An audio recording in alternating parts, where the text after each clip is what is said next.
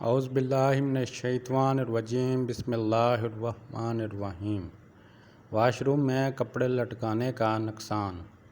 عرب کے مشہور عالم doctor Aid بن عبداللہ القرنی کی ایک فکر انگیز تحریر کا ترجمہ پیش کرتے ہیں۔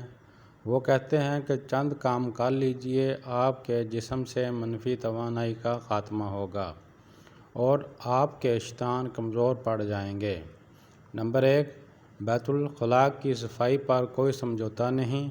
بیت الخلاء کو مستقل بنیادوں پر صاف ستھرا اور بدبو سے پاک رکھیں۔ نمبر 2، رات کو سونے سے پہلے لیٹرین کو صاف رکھنے کا اہتمام کیجیے۔ نمبر 3، بیت الخلاء میں کپڑے اتار کر لٹکائے نہ رہنے دیجیے۔ ایک رات کے لیے لٹکے رہنے والے کپڑوں میں جتنی منفی توانائی بڑھ جاتی ہے، اس کا خاتمہ تقریباً ناممکن ہے۔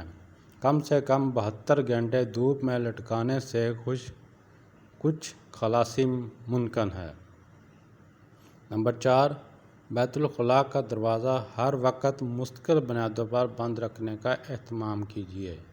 نمبر 5، میلے کپڑوں کو ہمیشہ بیت الخلاء سے باہر کسی ٹوکری میں رکھنے کا اہتمام کیجیے۔ نمبر 6، بیت الخلاء میں کبھی عطر نہ رکھیں اور نہ ہی اس میں خوشبو وغیرہ کا استعمال کیجیے۔ نمبر 7، بیت الخلاء میں رونے سے سخت گریز کریں۔ ایسا کرنا شیاطین کو کھلی دعوت دینا ہے کہ وہ آپ کے جسم میں داخل ہو جائیں یا وہ آپ کے جسم کو جکڑ لیں۔ نمبر 8، ہر 3 دن اپنے بر کے دروازے اور کھڑکیاں کھولے رکھیں اور گھر میں سورۃ بقرہ کی تلاوت کیا کریں۔ اگر ساری سورۃ بقرہ نہیں پڑھ سکتے تو اس کی آخری 3 آیات کی تلاوت کیا کریں۔